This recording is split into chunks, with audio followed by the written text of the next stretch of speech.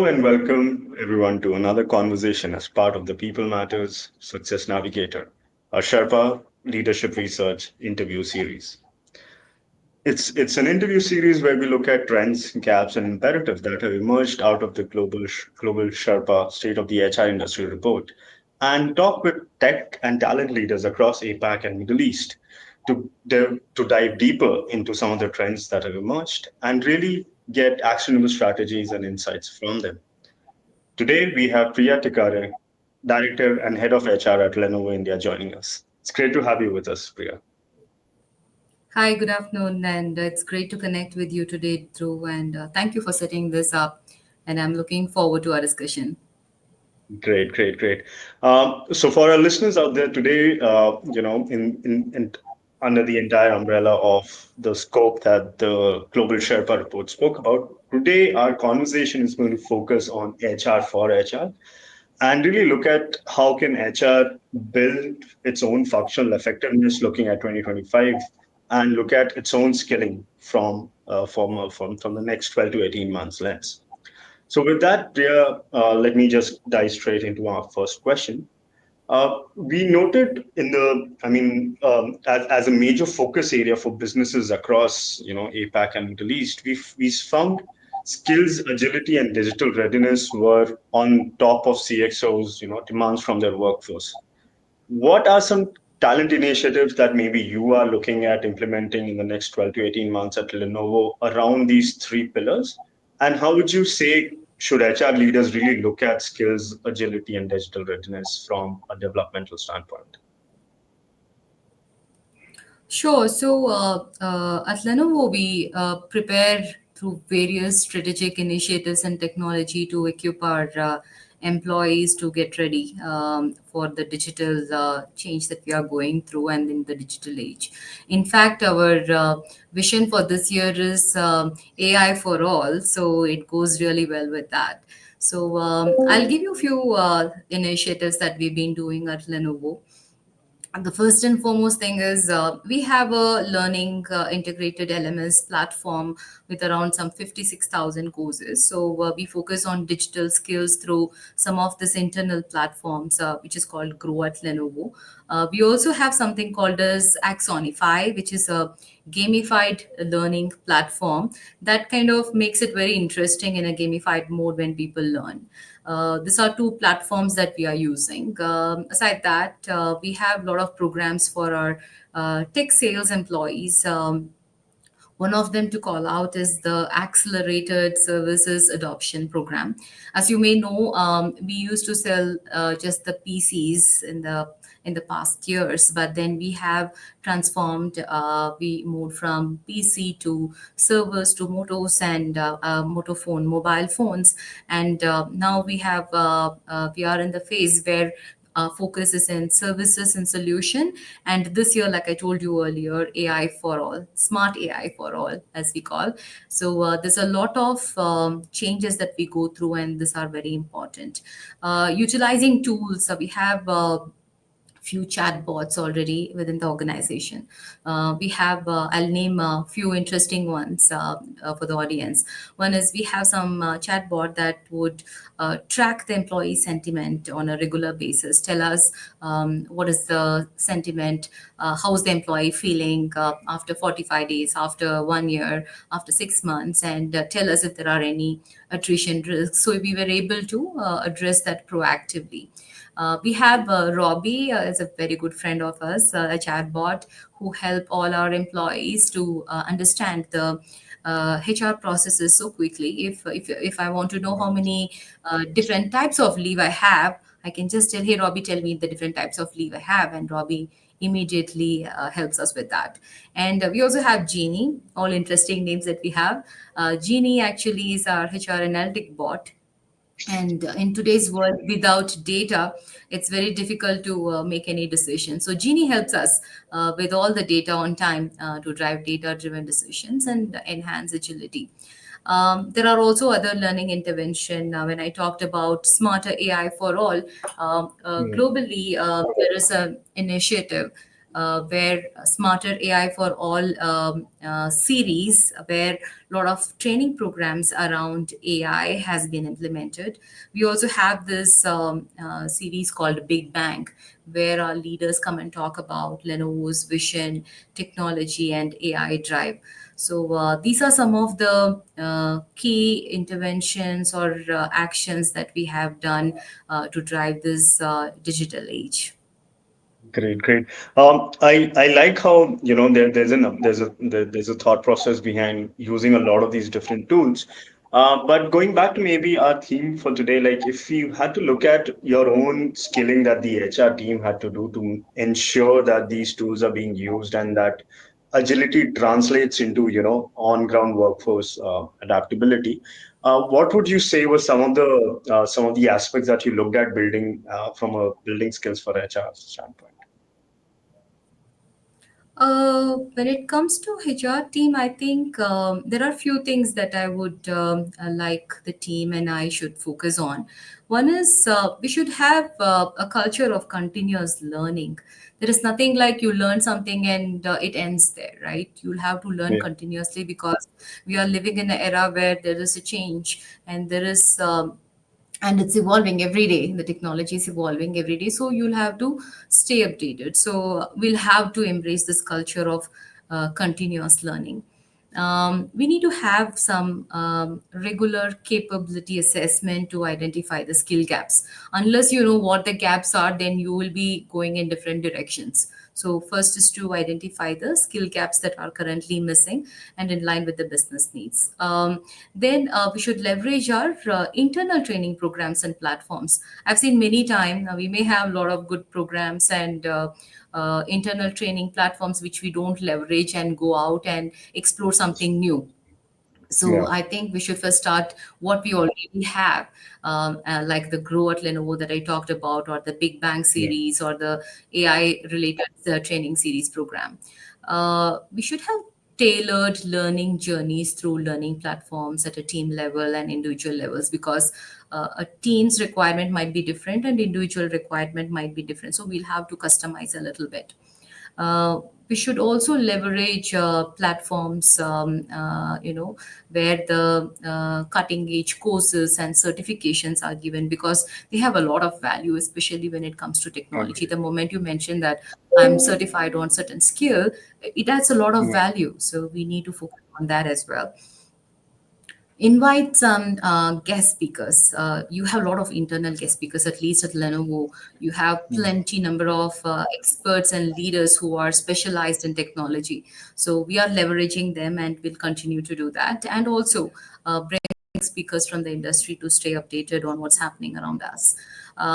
Change yeah, management is another thing that I would talk about, because with so many changes that's happening, and if you do not manage change effectively, then somewhere it will lead you to some failure. So hence, coincidentally, we recently had a change management workshop for all our HR folks. We did not go to the business leaders or anybody. We started with HR team first, because yeah. most of the time we are those people who drive the change. So we started and we had a very good 2 day program where there were templates, there were frameworks, and a lot of practical um, activities were given to the HR team members, and it really helped. And it will help them even in the future when they go through any change initiatives.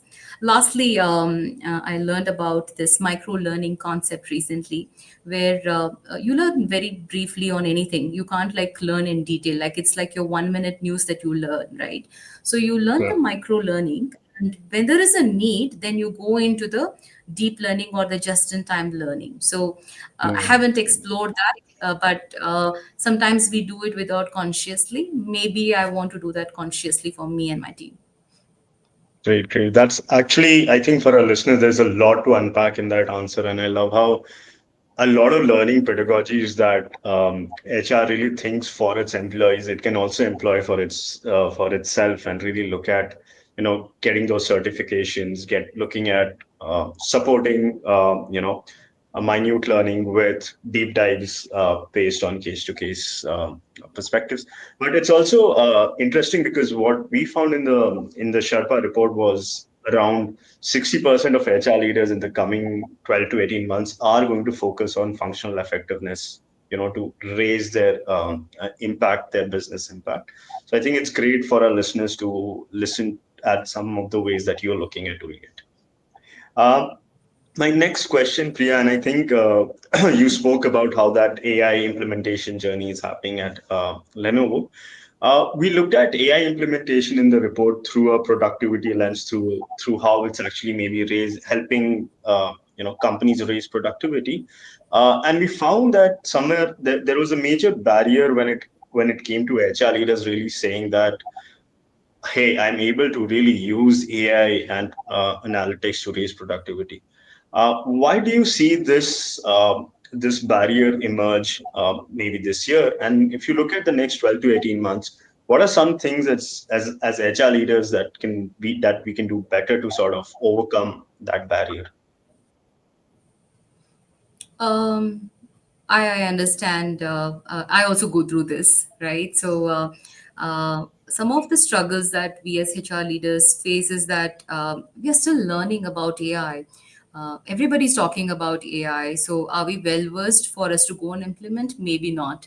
So, hence, that is one key thing that we'll have to first learn, and we're learning. So, that's one thing. And there are skill gaps when it comes to understanding AI and implementing it.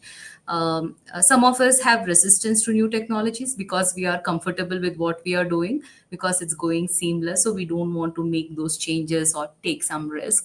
So we are like kind of resistant to new technologies. Lastly, the legacy systems, right? We might have Yeah. invested a lot in our legacy systems.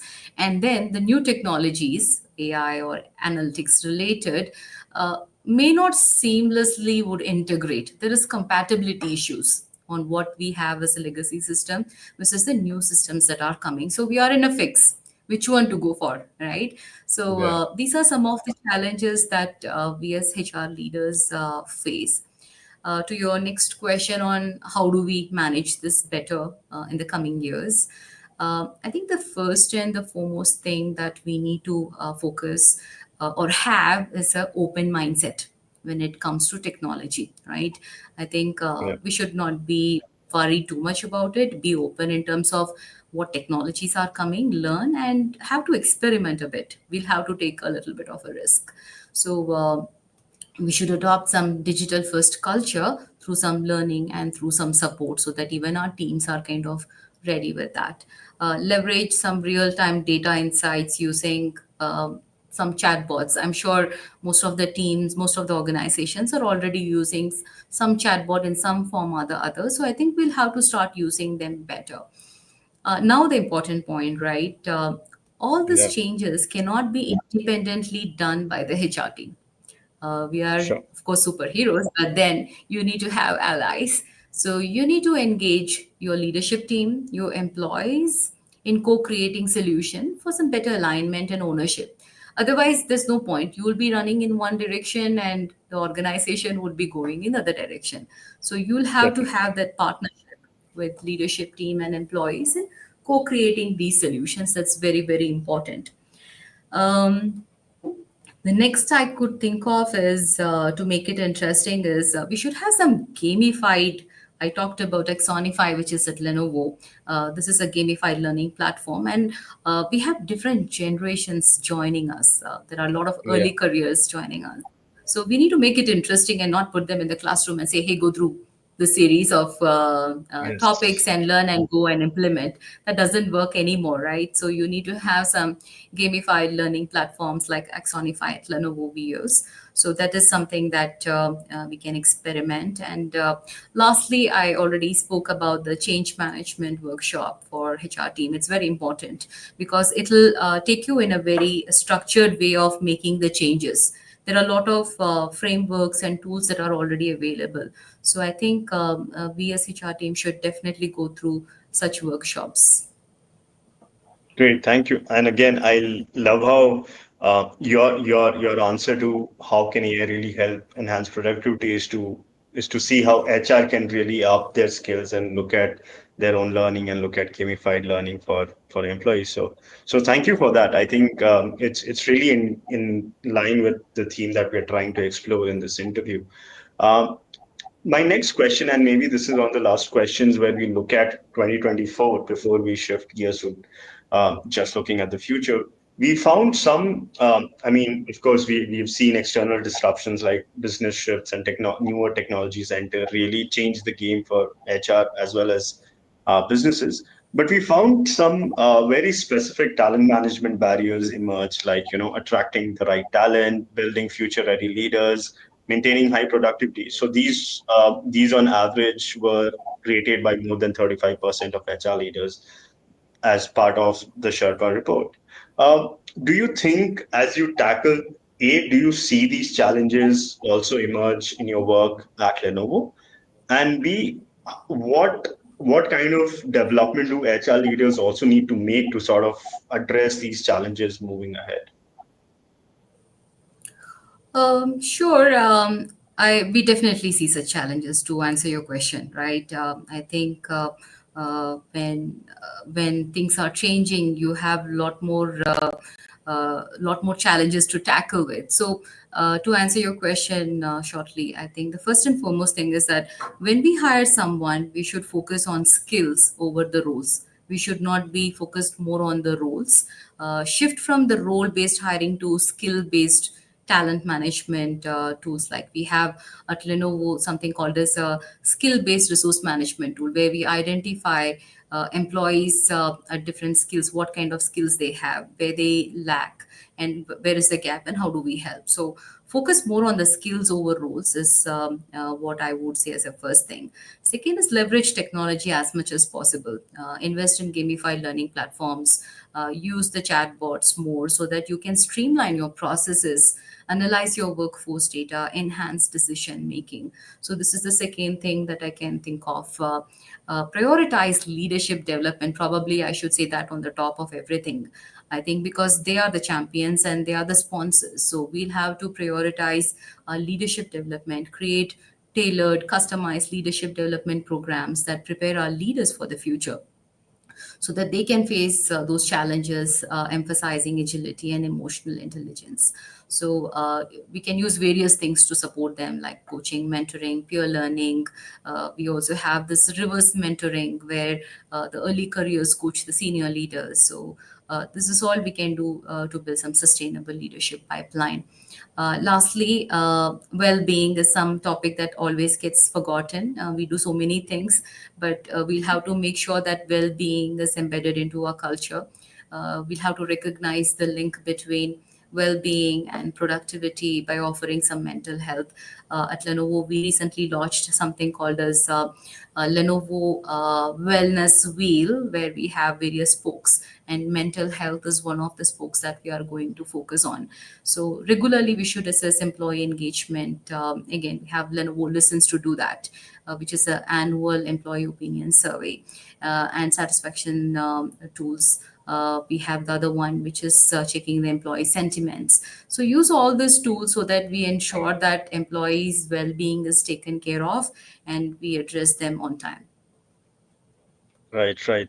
And uh, how do you see? Because I know you mentioned the multi-generational workforce becoming more and more a reality.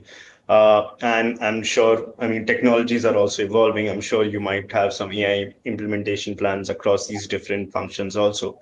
Uh, how do you see, these certain disruptions changing your approach or changing how you try to address some of these problems in 2025? I don't see much of a difficulty in doing that. I think uh, we should have certain skills first of all within the HR team to handle this to begin with, right? We should have some key skills like digital fluency, to adopt and manage emerging technologies, analytical thinking, collaboration and adaptability, change management. and underlying this have an open technology mindset. I talked about all of this. So with skills, all the skills, we should be able to tackle that. Definitely the needs for different generations are different, but when it comes Yeah. to technology, certain generation may need some hand holding and some people come so naturally. So we should be able to manage. We should probably pay more attention to those people who are need that extra support. Great, great. Thank you for that, Priya. And with this, I come to my last question. I know we've spoken a lot about what HR needs to maybe deliver a lot of future demands. This last question is on how HR should be structured. So we've also seen a shift in HR operating models as agility and adaptability become like a business need, a key business need. How are you looking at building agility within your own HR teams? Are you looking at different operating models? What is the thought process behind making HR more agile and responsive to business needs? Yeah, I think some of the approach that I think I would take in the coming years is see, the first and foremost thing that we should realize is technology is meant to serve us and it's not the other way around, right? Hence, we Yeah, need to select and build the right technologies and tools that will help us work smart and easy. Robbie is an excellent example that I shared with you, who helps our employees. It's very easy to access. They just chat with Robbie on Teams, and Robbie helps them. Okay, this is the policy, or this is the question that you are looking for. This is the answer. So we need to make it easy and not complicate with technology. Integrate more chatbots that I talked about. We should invest in upskilling teams and individuals through all the learning platforms that we just discussed. Uh, Again, another important point is start small. Pilot some small projects in AI and analytics and not heavily invest on it if you're not confident. So we should do something around having those small projects, small wins that will build confidence. And lastly, partner with people like, especially the teams like IT, who should be our best friend to ensure smooth implementation and integration of technologies. understood. Great. Thank you for that, Priya. I think I'm done with most of my questions. Any closing point that you think I might have missed through my questions, or that you would really want our audience to know from a perspective of how HR can really be an HR for itself first, and what it really needs to look at in the next maybe 12 to 18 months? Any closing points that you might have?